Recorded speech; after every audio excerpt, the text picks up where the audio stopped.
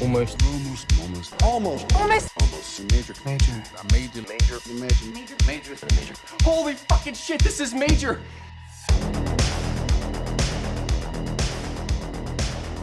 Hello and welcome to this week's episode of Almost Major, where we talk about the many major studios and the films they released. This is our 42nd episode of our Lionsgate miniseries. My name is Kevin Tudor. I'm here with Charlie Nash. Hello. And Bryden Doyle. Hello. And we are talking about Silver Brand from 2002. This premiered at the American Black Film Festival in May 2002. It was at the AFI Fest in November 2002 and Sundance in January 2003. Released on August 29th, 2003 in 35 theaters and maxed out at 35 theaters also. The budget of $500,000. Opening weekend it did $99,000 and domestic and overall gross of $254,000. Top 5 films that weekend: Jeepers Creepers 2, Freaky Friday, SWAT, either SWAT or not, Raw, Open Range, and Pirates of the Caribbean: The Curse of the Black Pearl. Damn, weird top Pirates, 5. Pirates was holding on. Yeah, it was in its 8th week. Jesus. Yeah. I've seen 3 of those. I have not seen Jeepers Creepers 2 or Open Season. Open Range. Open Season's the Ashton Kutcher, Martin Lawrence animated comedy about the bear and the moose, I think. Didn't they come out around the same time, though? Open Season's 2006. That's 3 years. Open Range is supposed to be really good, actually. I've heard quite good things about that. I have too. Western. What have you heard about Jeepers Creepers 2, folks? What have you heard about that? I remember Roger Ebert on his show being like, every 28 days he gets to eat. Who makes these rules and why are there these rules? That's the most I know. And also, isn't like a bus breaks down in that one or something? Yeah, I've seen the first one. I haven't seen the second one. And curse director aside, I'm going through every wide release horror movie, so I'm gonna have to watch it. I'm not paying money for it, so don't worry. The main thing I remember from the TV ads or the trailers or whatever is filtered through my brain is like one person's like, let me get like peek my head out of the emergency exit escape or whatever, and like I didn't remember that until you started describing it. Yep, that's the main thing I remember out of those ads. I've seen the first one many times. The first one's perfectly fine. It's got some creepy parts. The creeper like eats a tongue out of a decapitated head while whistling. It's pretty neat. Cool. Yeah. Justin Long's in it. I do know Justin Long is in it. It's weird. I never got around to those. There's a few of those 2000 horror films where I was like trying to devour each one of them, but like Wrong Turn was another one that I think came out around the same time. I need to rewatch that. I haven't seen that since it came out. Yeah. That's a gnarly ass movie though. And I know it's like a Hills Have Eyes, like kind of knockoff. And I haven't seen the original Hills Have Eyes. Did see the remake, first R-rated movie I ever snuck into. Feel like I need to go pay tribute to the, Craven original before I go. Original one's good. The remake's also good, so I don't know which one I would pick, honestly. The remake, I remember us being like, this is going to be awesome. Like, we snuck into an R-rated movie, and then, like, half an hour into it... You guys having fun? No. I feel ill. Yeah. Number 1 song of the U.S. this week, Crazy in Love by Beyonce and Jay-Z. And number 1 song in Canada, Bridge Over Troubled Water / This Is the Night by Clay Aiken. This was number 1 for 13 weeks in a row. Big fans of Clay Aiken in Canada, I guess. It was only number 1 for like a week in the U.S., which is funny because he's American, but whatever. Plot description from Google. Things are tough at Whitehead Correctional Institution, a notorious women's prison. The inmates include Little Mama, played by Lark Voorhees, a pregnant teen, and Nikki, played by Nebushe Wright, and she's the queen bee of Whitehead. The inmates are under the supervision of abusive warden Dees, played by Clifton Powell, who forces them to endure hours of hard labor from which he profits. Eventually, the women band together and reach out to part-time prison guard Michael, played by Mos Def, a law student who helps them fight for reform. Written by Preston A. Whitmore II. He also wrote Fled in 1996, Lockdown in 2000, and This Christmas in 2007, and Joyce Renee Lewis, directed by Nima Burnett. Prior to this, mostly TV shows like The Cosby Show and A Different World, and a few TV movies after this, episodes of Gilmore Girls, Luke Cage, and Jane the Virgin. Starring Lisa Ray McCoy as Frances. Prior to this, The Players Club in 1998, The Wood in 1999. After this, Beauty Shop in 2005, and 90 episodes of All of Us.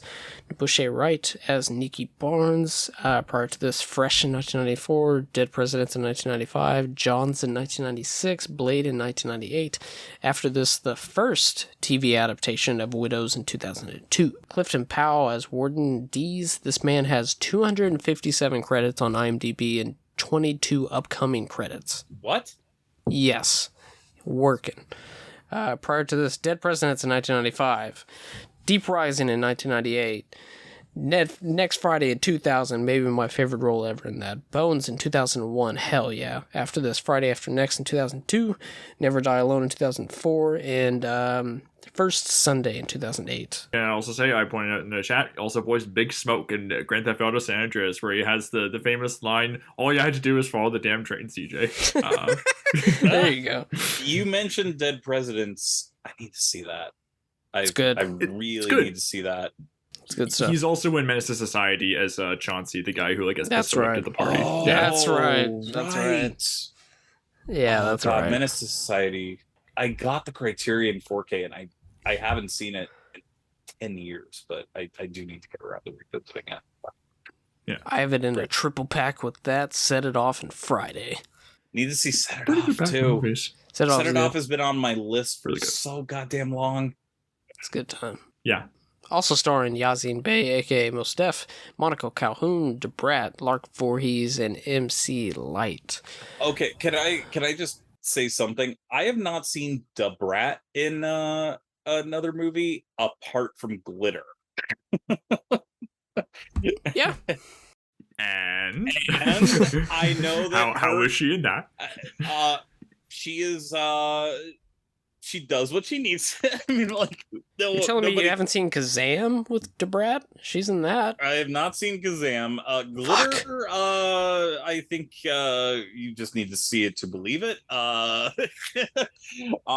She is the narrator in this movie, though, which I know was divisive, to say the least. So I found it to be interesting. I have some trivia about her placement in the movie. So, gotcha. Trivia. Originally set to shoot for 25 days in Nashville. After the 14th day, production was closed down because Lionsgate bought Trimark and Mandalay Pictures, so the film was bought in the major. They waited a year and a half to film the last 5 days that they had left, but it never happened. But were given 1 day to finish the film. Within the 1 day, they seem to have created the Sabrina character to shape the structure of the film. Sabrina played by Debrat. It looks like that was kind of like, well, we have 5 days. We were supposed to have 5 days. We really don't have that, so let's create kind of a narrator-type character to kind of piece it together when we can. This was made to be straight-to-video, I assume, through Trimark. Lionsgate basically put no money behind the movie, even after it won awards and was praised at film festivals, including Sundance, and wouldn't allow them to put out a soundtrack. Also wouldn't let them put the laurels on the poster saying that it went to Sundance and AFI Fest or won Best Picture at American Black Film Festival. Wait, what the fuck? Yeah. Wow, they dick this over. What the hell? Yeah. That's crazy. There's no explanation as to why they weren't allowed to do any of these things? No. From the commentary, no.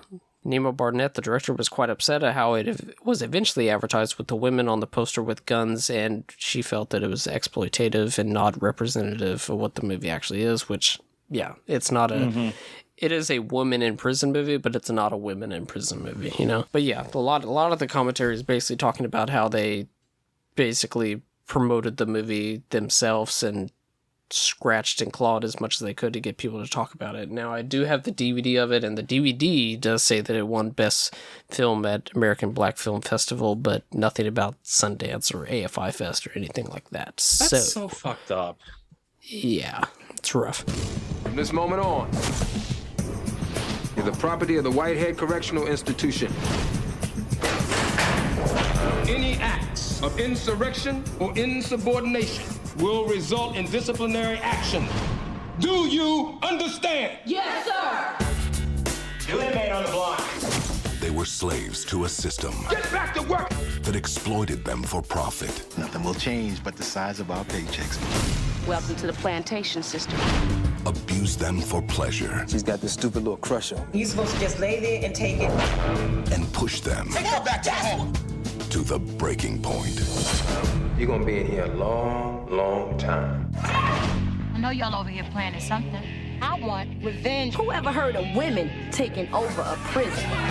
Lisa Ray, Nabushe Wright, Debrat, Mos Def, Tashina Arnold, Monica Calhoun, MC Light, in the story of the women who stood up. What do you think this is, some kind of political action? Everything is political. And tore the walls down. I want your men ready, locked, and cocked. Come around the corner with your hands up! Civil Brand. Game over. Anyways, initial thoughts. Charlie. So I watched this last night. For the most part, I enjoyed it. I am no expert in terms of, I mean, Kevin, you mentioned this in the chat about how I did look this up when we were covering it, and I was like, oh, it's a women in prison film, and I need to do some research on this subgenre because it's just something that I was not well versed in. You know, I'd watched Orange Is the New Black, and I was just like, that, you know, that like that was the most. So I watched a couple films for research, and then watched this one, and I, for the most part, enjoyed it quite a bit, and found it to be very empathetic and very, I was about to say prescient, but that's not that. It's a film that's been dealing with this type of genre stuff for a long time, and found out as you did that like it was kind of, you know, shelved. It's insane how this movie is 20 years old and we still, now we get even less films about this type of stuff, which is crazy. And you know, it's a little messy, rough around the edges, but I found it to be very captivating throughout. I'm trying to be as general as I can before we even get into a lot of stuff that happens in this movie. So I enjoyed it. And like we mentioned on our previous episode, like I didn't even look up how this was perceived critically, but the fact that it was 17% on Rotten Tomatoes kind of left me slack-jawed, where I was just kind of like, well, why? And felt that a lot of not only the reviews that are available on Rotten Tomatoes are mostly by white people, mainly white men, but like it just made me kind of feel like, well, there's a lot going on in this thing that I feel like is still very, very, very relevant to issues that we are still talking about today.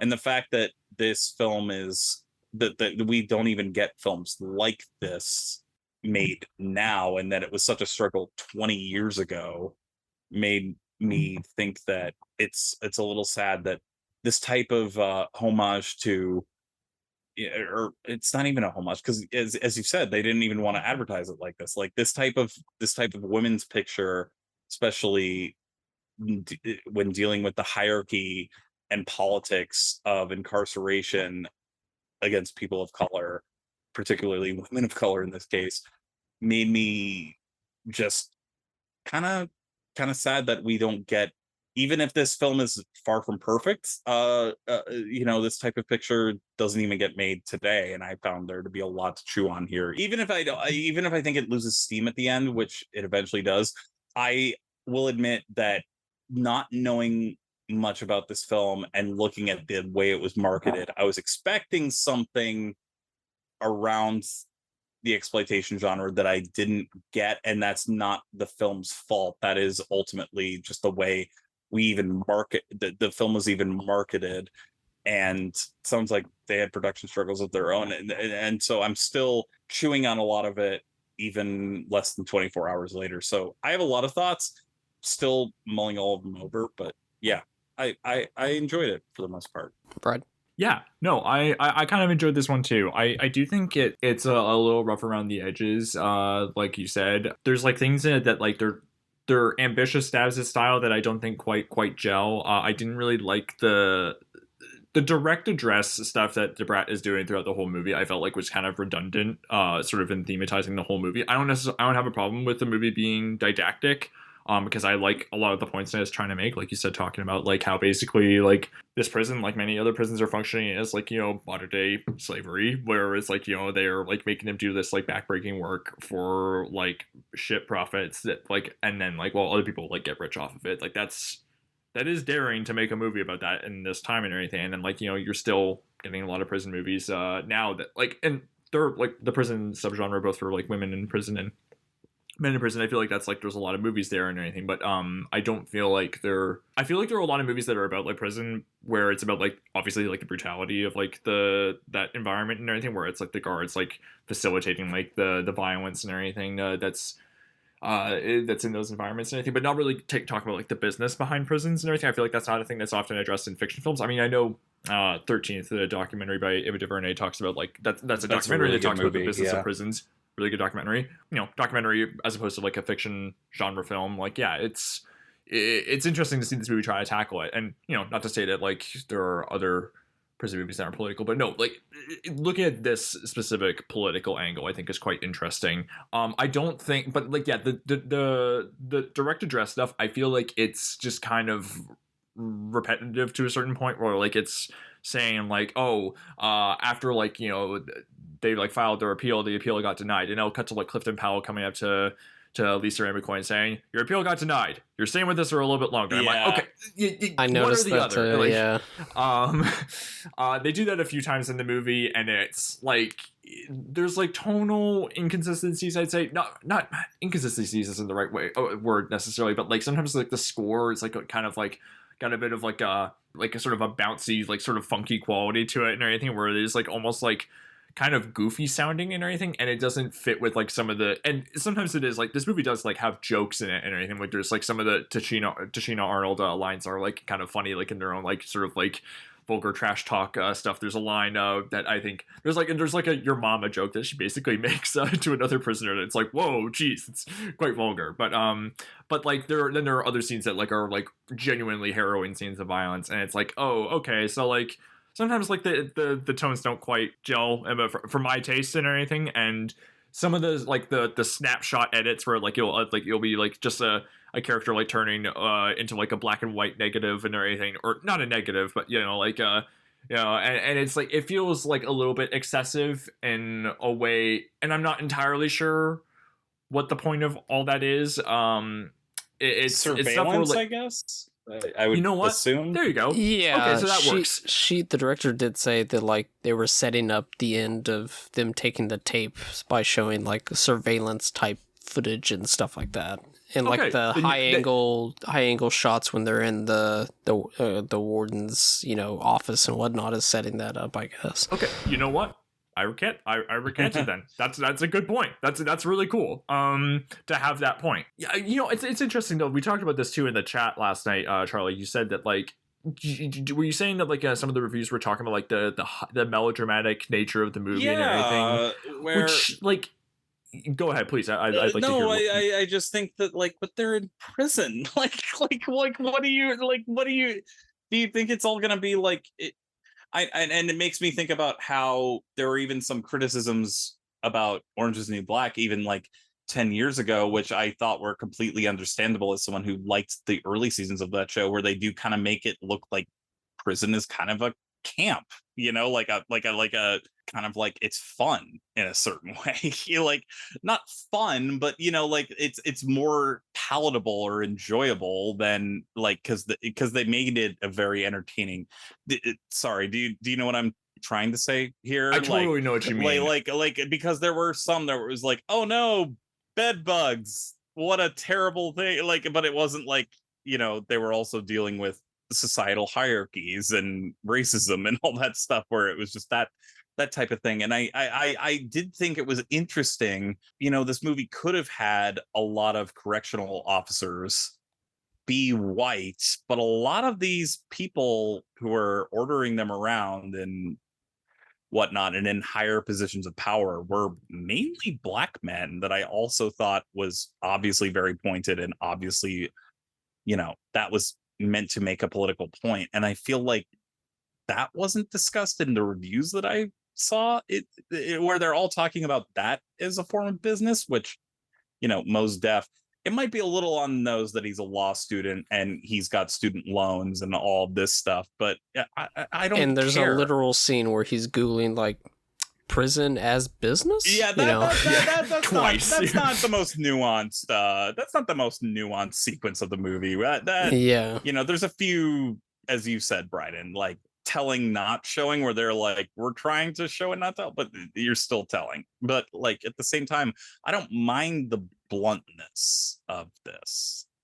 You pointed out like how it is like a lot of black characters who are occupied the prison staff and everything, but also like it's very pointed, I think, that like the people that they're answering to when like they're talking about like the business and how they're answering to white people and everything. Yes. So it is like, there is like this hierarchy, and it doesn't excuse like the awful behavior of like deeds and everything and like the stuff. And like, he is like threatened with like, at one point with like, his abusive behavior is like, he's told like, hey, if you continue this, I'm gonna like, you can kiss this job goodbye, and you're gonna like be stuck in like a way shittier position than like you were before and everything. And it's just like showing how like, it's like, well, there's some like, this guy is obviously like a bad person and everything, but also like, there's also something fucked up that these are like the job options that are available. Yes. Like that says something about the society that they live in.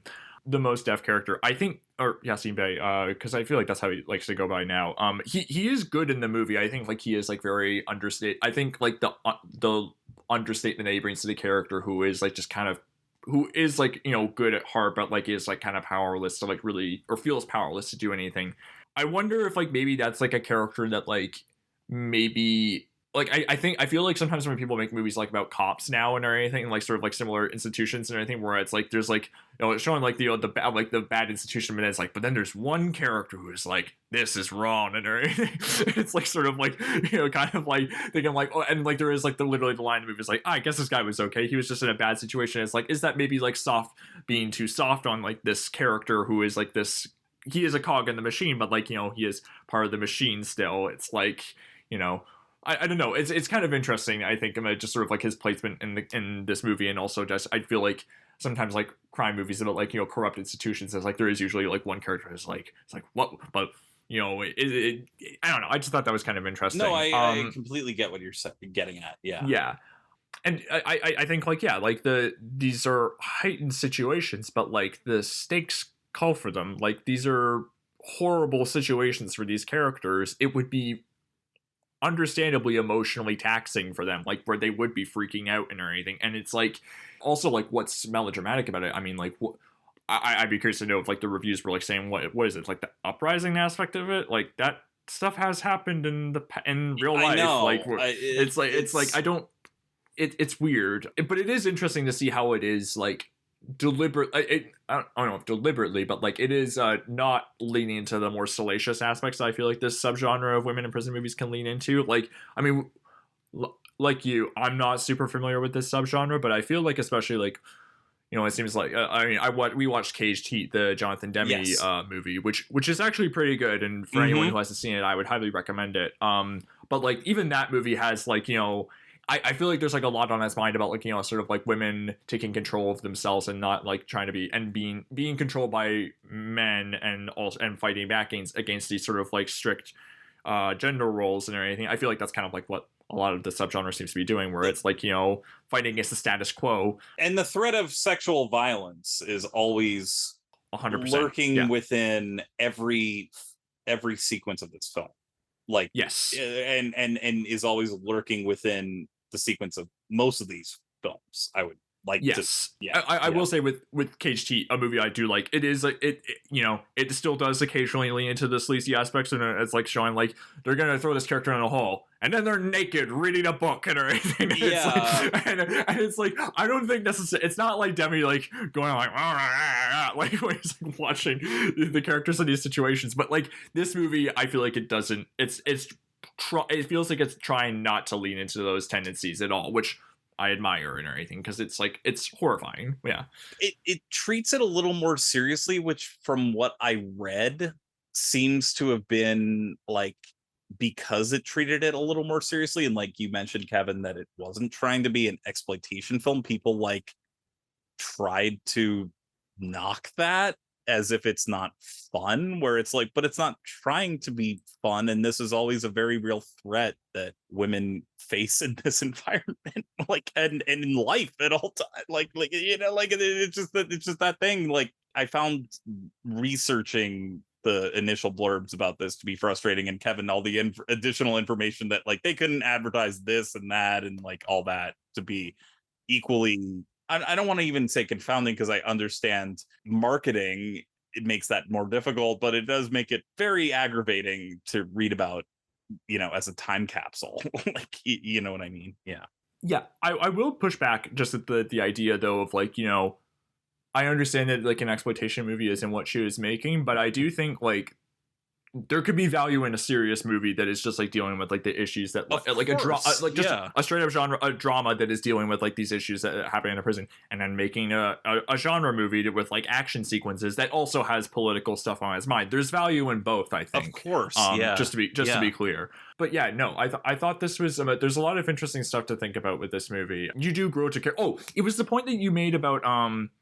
I didn't get that far. I think I like stopped after like 4 seasons for Just a New Black. You made the point about how like, was it the critique of the show that like people were thinking it makes prison almost look too fun, like a summer camp kind of thing? Yeah, I recently watched, this is so weird, I watched this movie Life recently, the Eddie Murphy Martin Lawrence comedy about them in prison, and it's like prison in like the South and everything, where it's like real in like the 30s, where it's like there's like racism is very much at the forefront of that movie's interests. And I know I read a couple of reviews, and I disagree with this, where people were like saying it almost seems they thought it almost seemed nostalgic for like that time period, because like there are scenes where the characters are having like baseball games and stuff like that. I'm like, I think in like that movie and in this movie Civil Brand, the moments of joy, it's like that's not a product of like their environment. That's like the thing that they are using amongst themselves, generating amongst themselves as a means of survival. Because like if you don't have anything to hold on to, like what the fuck are you gonna do? I mean, like that's why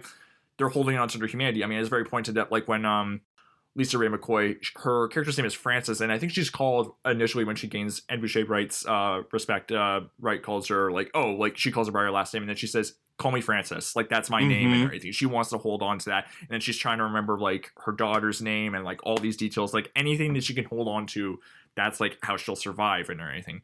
So like, yeah, no, I thought that was interesting, just like thinking about sometimes how these movies are engaged with and like the environment. It's like, I don't think this movie, any happy moments in the movie, it's not because like prison can be fun sometimes. It's like no. It's like they're using that to cope and everything. It's not because of where they are and everything. I hope that makes sense. I know what you mean, because as someone who loved, I mean, like I'm just trying to wrap my brain around it even right now about like Orange is the New Black was, and I know we shouldn't just compare it to this one thing, but like Orange is the New Black was like Netflix's launching point into like streaming television.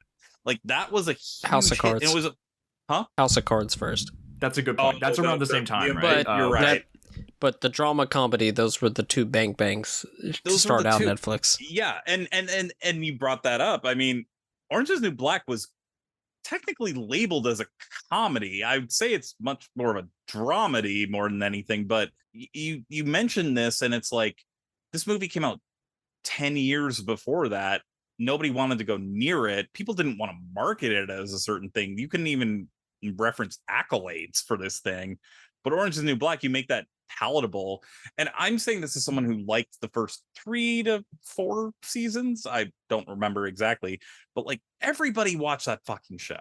And like, you just think of this thing, people didn't want to fucking get near this thing. Like it is kind of wild. And obviously, as we mentioned, whole subgenre didn't even want to be associated with that subgenre, wanted to be doing something a little more serious. Like that's crazy that, so we don't know what to do, hot potato this thing into theaters, like, type of thing. Like when it deals with this stuff in a more serious manner, then it becomes unmarketable. When you deal with something that's an ensemble dramedy, comedy, whatever the fuck you want to mention it as. But Orange is the New Black did deal with very serious issues, but they didn't market it that way as dealing with serious issues. They marketed it as a fucking must-watch television show. Yeah, but I mean, and they dealt, especially around the time I dropped off, very, very serious issues. And then when it dealt with more serious issues, that's when the more divisive, controversial aspects came into play, and then people dropped off, including myself. There was one season where there was a prison riot, and I was just like, I didn't see that season. Yeah, bad. Like, I was just like, I've watched 4 episodes. None of this is being taken seriously. These characters aren't the same characters I even saw 5 seasons ago. Like, whatever. But Kevin, I feel like we should get your initial thoughts too, though. I think it's good. It was a good time, and that's really all I have to say. But I mean, also watching this right after State Property, it was even more revelatory, where I was just like, holy shit, an actual movie. Wow, look at this. And, you know, it's very interesting because you could definitely tell, or at least I could tell when I watched it, and then listening to the commentary, it kind of solidified it, that once it gets to like the standoff at the end, it kind of definitely running out of money by that time, because the director said that she was like, I really just doing really tight shots on like 1 or 2 people, and that's really all we can do right now. We don't have a dolly or anything like that.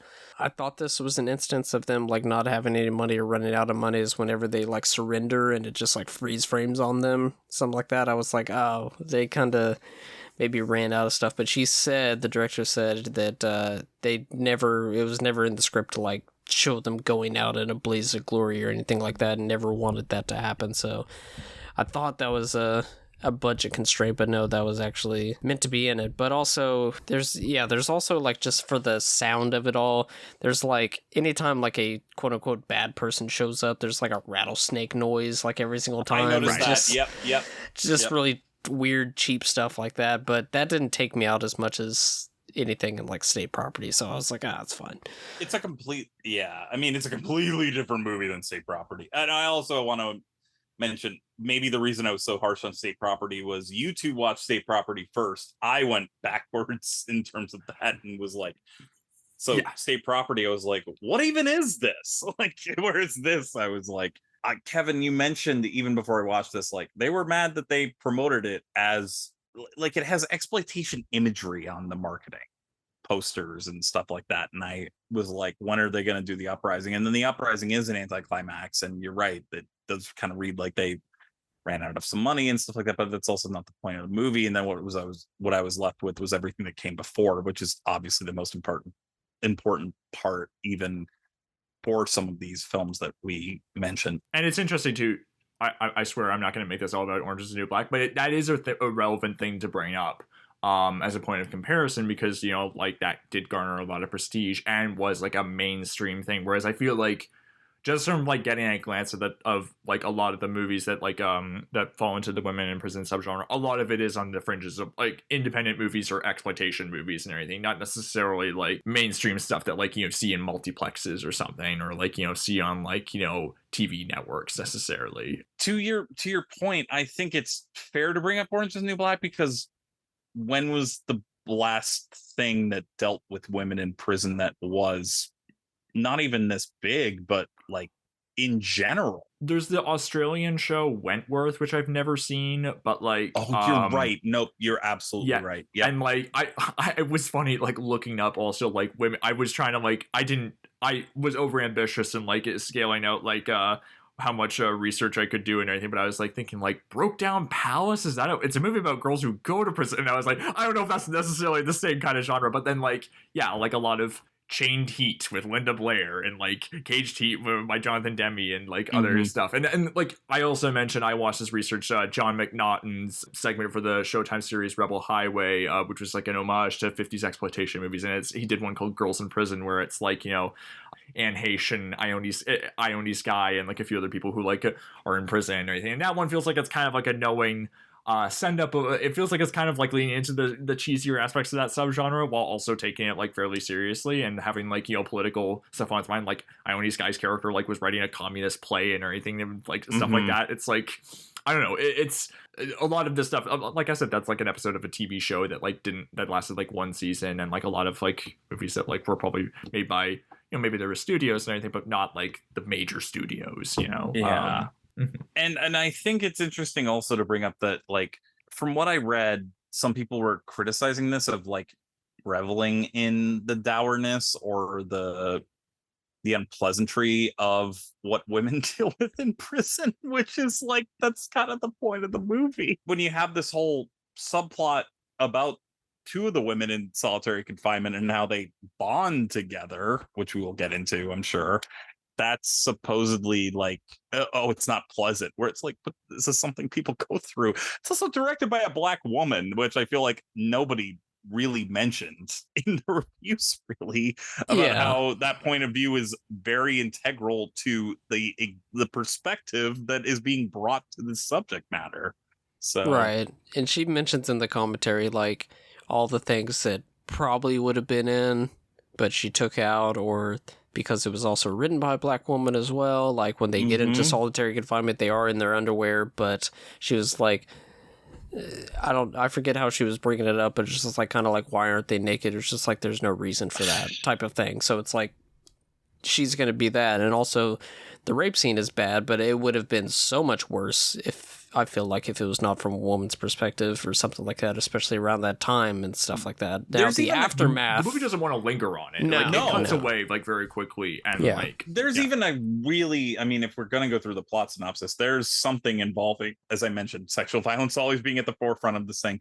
There's even a reveal or a plot development, I want to say, about a framing of rape that then turns into actual rape.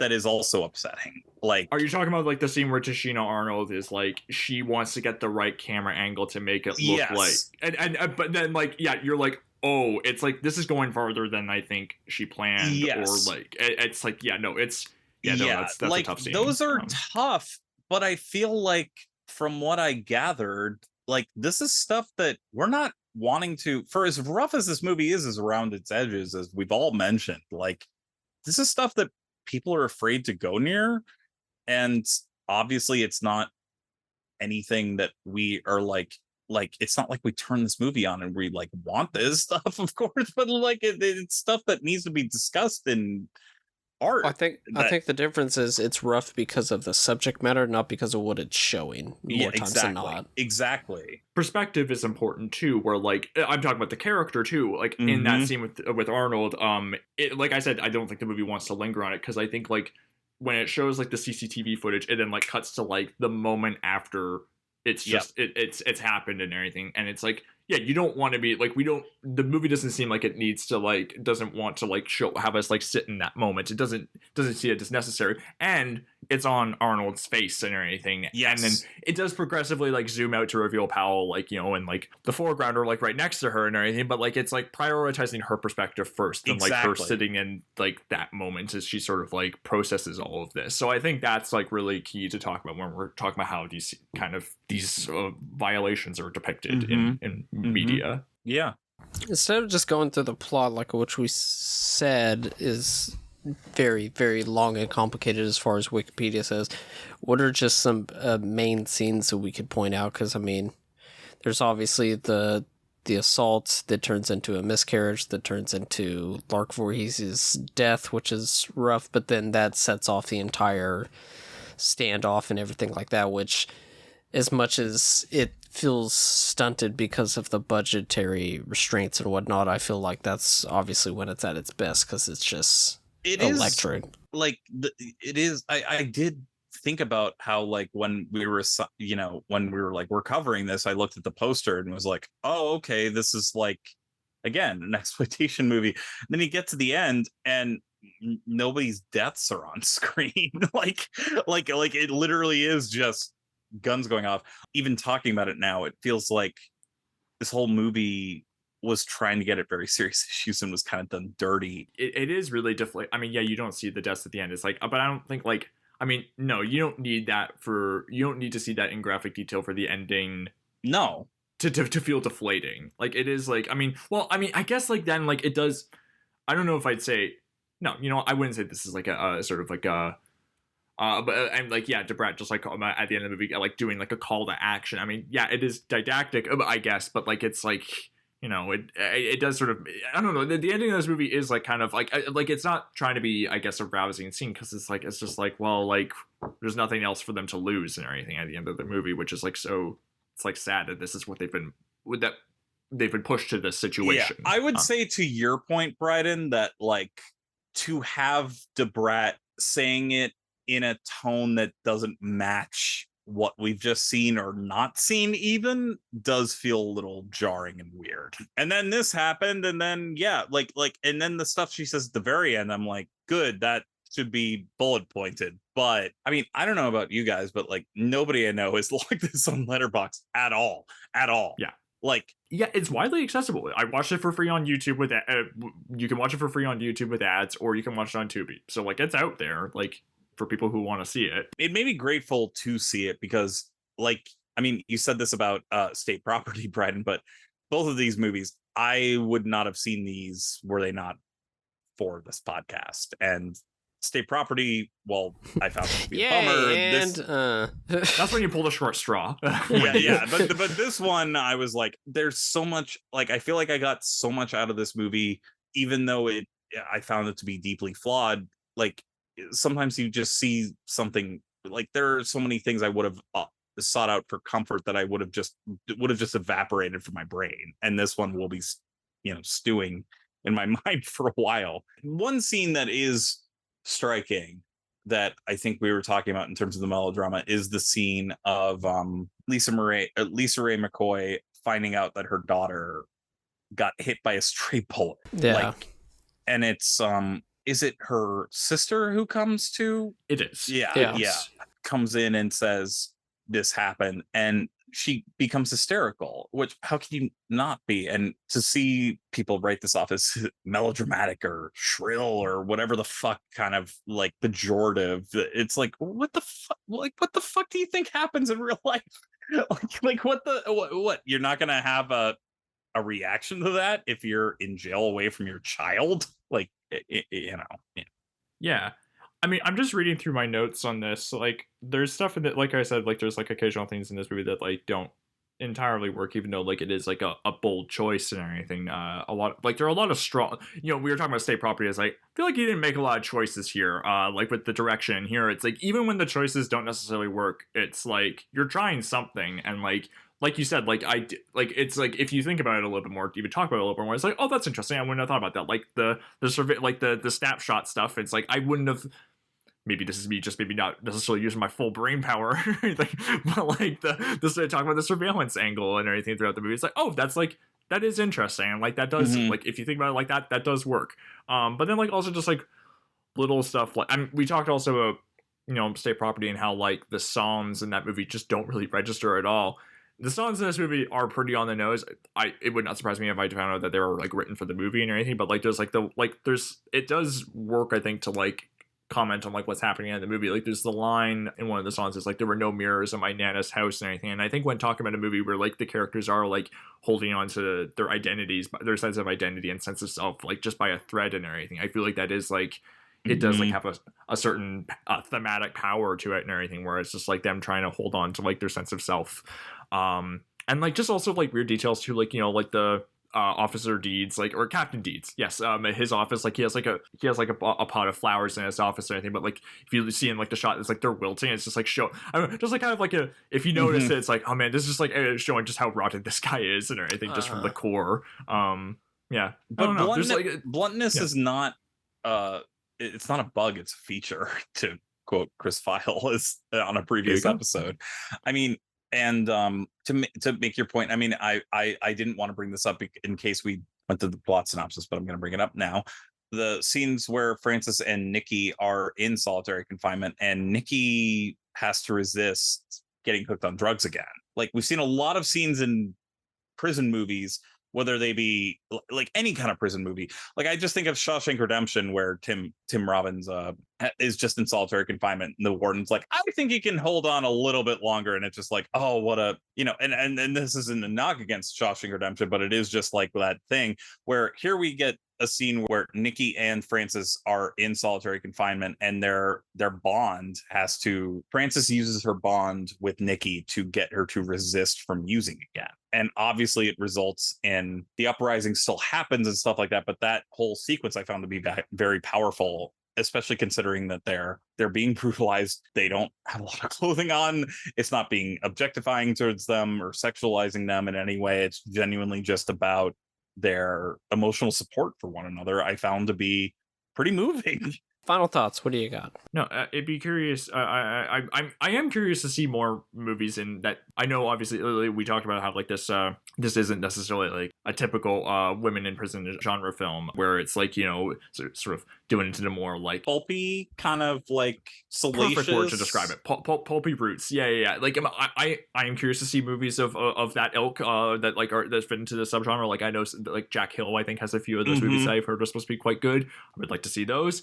But it would be also cool to see, like, because I feel like we do get a lot of, like, male-centered, like, prison dramas that are, like, you know, about, like, sort of, a lot about, like, the environments that they live in and everything that aren't necessarily, you know, pulpy genre movies. And it would be interesting to see movies that focus on women in those environments that, like, are also serious and politically minded and also that, like, go out to a mainstream audience. So I think that would be interesting to see in the future, and also just for me to also maybe find like there might be some more obscure stuff that I haven't heard of, because this is certainly an obscure film that I had not heard of before this podcast. I'm happy to have checked it out, even if it it's not, but it's there's a lot of merit to it, I will say. Yeah. So what you're saying is you want Prison Break but with women. Well, it just made me think. I think it's Francis, and I apologize if it's another character, but doesn't Francis or someone else say everything is political at one point in this movie, where I'm like, that is definitely a line in the movie. I can't remember who says it, but yes. Literally, they're being blunt, and that's not a bad thing. Yeah, in the commentary they said that even though it was making fun of the prison as business, they said that they wanted that to be like kind of like they said they didn't want to be like just spelling out things or being like, let me tell you why prisons are bad type of thing, but that was just their way to be like, there's a little nugget, and if you want to know more about it, cool. If not, this is that's the most we're gonna give to you kind of thing. So it can be a little blunt at times, but I feel something like that is telling that there's a director and a writer that actually thinks about the audience's intelligence in that type of way.